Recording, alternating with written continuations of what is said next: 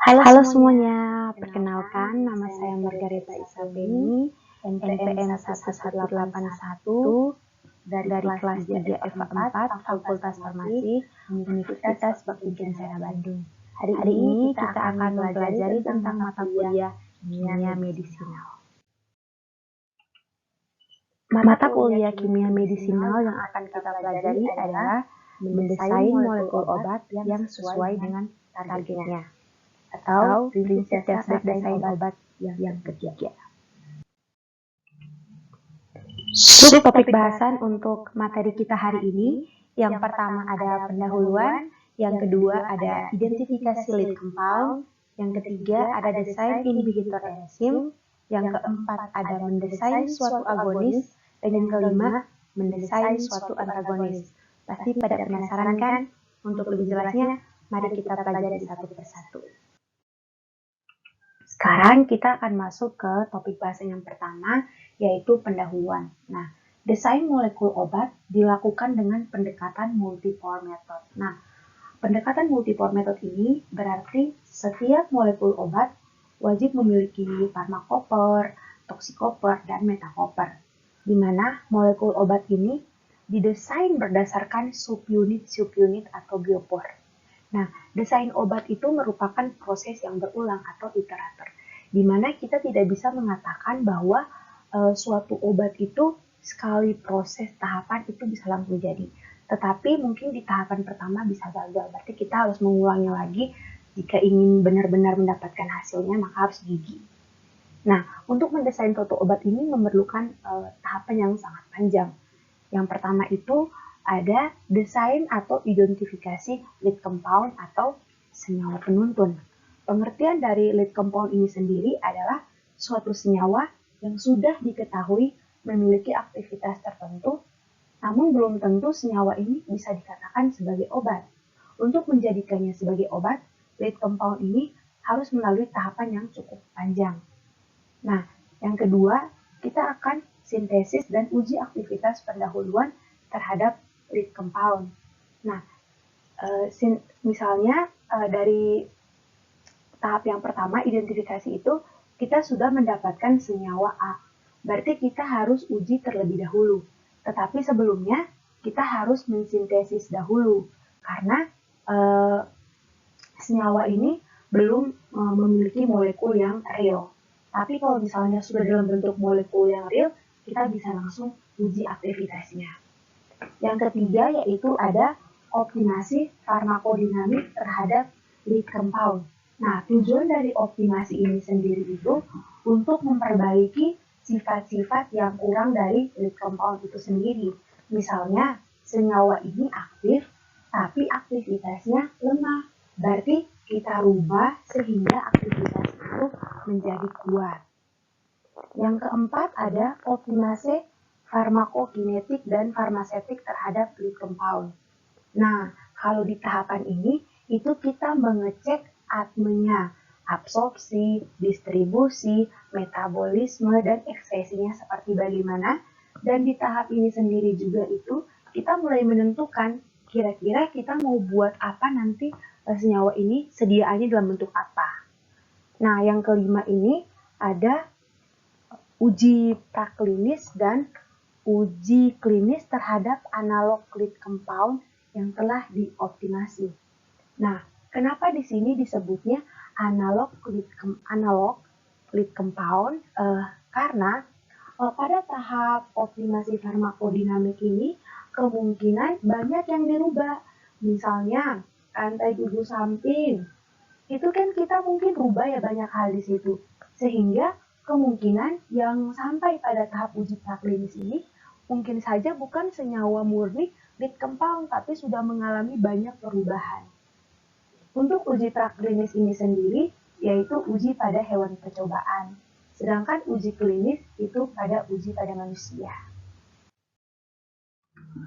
Kita lanjut ke topik bahasan yang kedua, identifikasi lead compound atau kita singkat aja LC. Oke. LC itu mutlak yang harus ada dalam desain obat. LC adalah prototipe dalam desain obat, di mana upaya optimasi difokuskan pada molekul tersebut. Contohnya seperti ini. Obat diabetes, kita menggunakan obat yang sudah ada, misalnya metformin. Nah, metformin senyawa yang sudah beredar. Tetapi metformin itu mungkin dipandang memiliki efek samping yang besar. Ini hanya permisalan ya. Kita bisa membuat senyawa turunan, dirubah-rubah, misalnya struktur sampingnya kita potong atau seperti apa.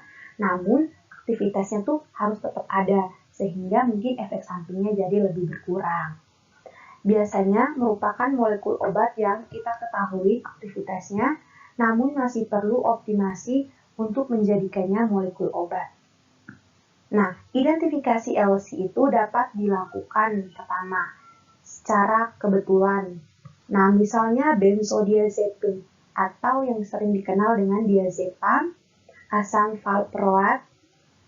Yang kedua itu ada sumber endogen. Misalnya ada hormon, ada enzim, ada neurotransmitter. Misalnya hormon untuk penyakit diabetes, berarti dihasilkannya hormon insulin, dibuatlah. Misalnya neurotransmitter untuk penyakit, misalnya karena di Parkinson, berarti dikasihlah dopain gitu. Yang ketiga ada sumber eksogen, misalnya dari metabolit tanaman. Nah, ini yang sudah paling sering kita temukan ya. Yang keempat itu ada desain obat rasional. Nah, ini dia menggunakan bantuan CADD atau Computer Aided Drug Design. Yang kelima ada sintesis kombinatorial dan HTS. Dan yang keenam ini ada genomik atau proteomik. Kita lanjut ke topik pasien yang ketiga, desain inhibitor enzim. Enzim itu normalnya bekerja dengan cara berikatan dengan substrat sehingga mempercepat reaksi kimia di dalam tubuh. Kalau inhibitor enzim berarti molekul obat yang bekerja sebagai inhibitor suatu enzim berperan mencegah enzim bertindak sebagai katalis terhadap suatu reaksi. Ini contoh gambar 7.2. Normalnya itu substrat akan melekat pada sisi aktif enzim, kemudian akan berikatan, setelah berikatan akan bereaksi kemudian menghasilkan produk. Nah, inhibitor enzim itu bekerja pada sisi aktif dan juga sisi tidak aktif.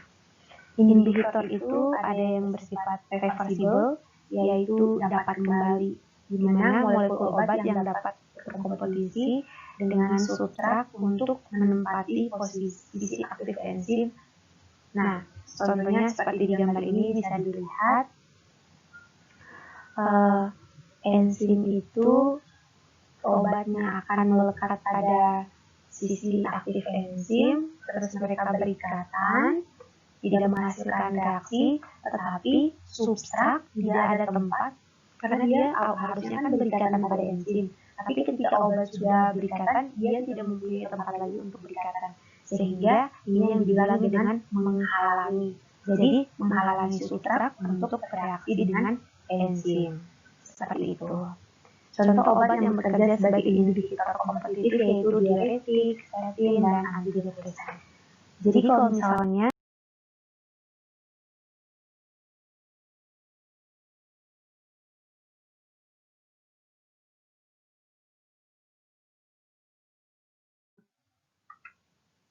berikutnya, inhibitor irreversible atau tidak dapat kembali, ya level ini sendiri.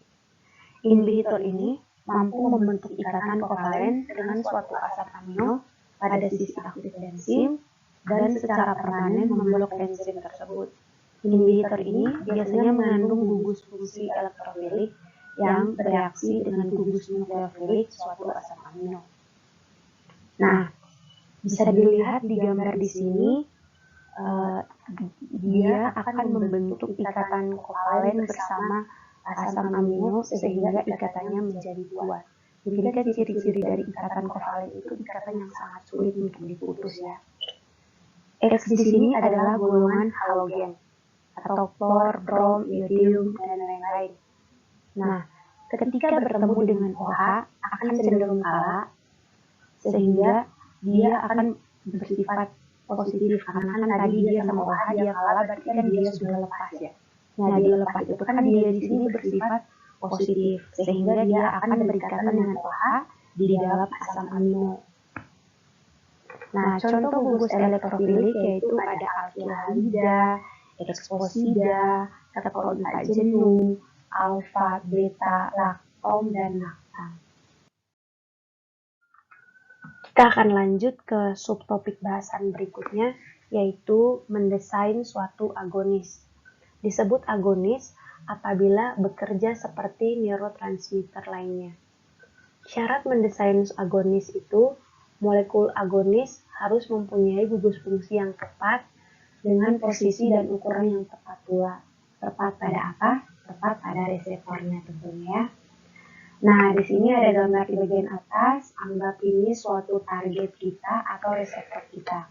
Di dalam reseptor ini ada binding site-nya, ada gugus OH, ada van der Waals binding. Lokasi untuk berikatan van der Waals berarti kemungkinan punya gugus yang hidrofob atau C yang panjang. Kemudian di sini ada COO-min, berarti punya ion negatif. Molekul obat seperti apa yang bisa punya agonisnya? Nah, contohnya agonis ini kita coba masukkan, nah contoh agonis yang ini, yang target di sebelah sini, molekul struktur ini, kita coba masukkan ke targetnya. Kita masukkan posisinya akan seperti ini. Di sini ada gugus benzen, dia yang akan berhadapan dengan van der Waals binding, akan membentuk ikatan yang hidrofob atau van der Waals. Kemudian pada molekul obat di atas ada gugus OH. Ketemu OH dari reseptor akan membentuk ikatan hidrogen. H target itu menjadi HBD dan O pada obat akan jadi HBA. Lalu ada COO- akan ketemu dengan NH3+-. Ion positif ketemu ion negatif membentuk ikatan ionik. Ketika seperti ini, jika ada perubahan bentuk dari reseptornya, mengapa? Ini kan bisa dilihat, awalnya dia agak mencekung ke atas, nah dia kemudian menjadi lurus dan lebih panjang. Nah, mengapa? Karena terjadi interaksi. Interaksi ini yang menyebabkan perubahan bentuk. Nah, perubahan bentuk ini yang menyebabkan adanya efek yang timbul. Seperti itu ya.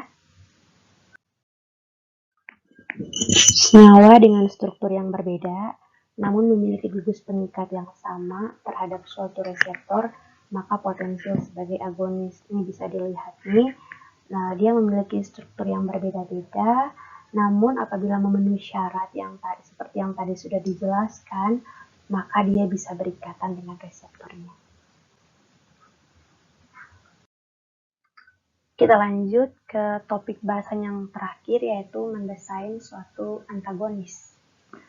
Suatu antagonis akan bekerja dengan menghalangi berinteraksinya antagonis dengan reseptor. Nah, yang pertama ada antagonis yang bekerja pada sisi aktifnya. Prinsipnya sama dengan agonis, bisa bekerja pada sisi aktif karena cukup panjang berikatan. Ikatan reseptor tidak perlu berubah bentuk, artinya dia hanya menghalangi, tidak menyebabkan efek karena tidak ada perubahan dari reseptornya. Ya kan bisa dilihat di sini itu dia tetap panjang walaupun sudah berikatan tapi tidak ada perubahan. Artinya dia itu berikatan tetapi ada tapi hanya tidak memberikan efek, jadi tidak ada perubahan. Yang kedua, agonis yang bekerja di luar sisi aktif. Nah, bisa dilihat dari gambarnya di sini. Antagonis ini akan berikatan bukan di reseptornya, tetapi ketika dia berikatan, reseptornya itu akan berubah bentuk.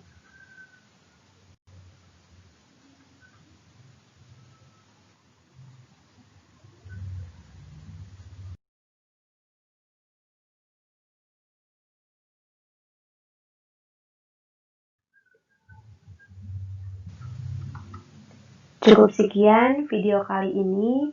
Terima kasih atas perhatiannya. Semoga dengan adanya video ini dapat memberikan informasi tambahan buat teman-teman di luar sana bagaimana cara mendesain molekul obat yang sesuai dengan targetnya. Sampai jumpa di video-video berikutnya.